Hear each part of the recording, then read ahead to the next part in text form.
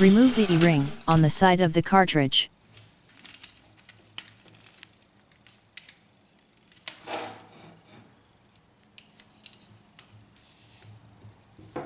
Remove the drum axle.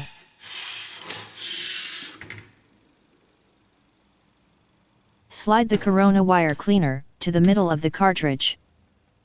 In this position, there is a tab. Press in on the tab.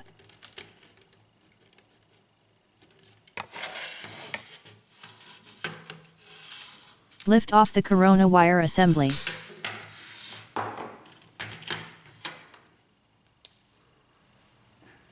Remove the drum. Clean the transfer roller with a soft cloth or with compressed air. Rotate the roller through its gear. For more information on how to clean a transfer roller, in the description, you'll find a link to a video.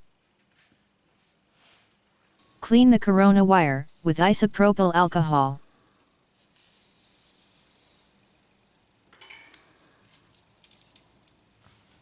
Clean the corona wire grid.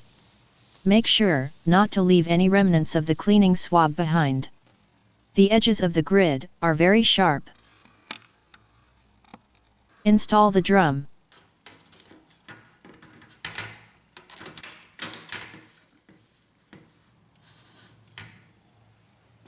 Install the corona wire assembly. Make sure the center clip is locked. Reinstall the drum axle.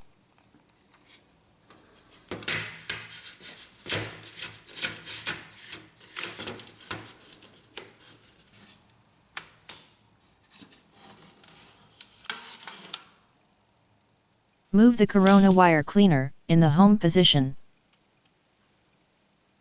Install the E-ring onto the axle. And the work is done.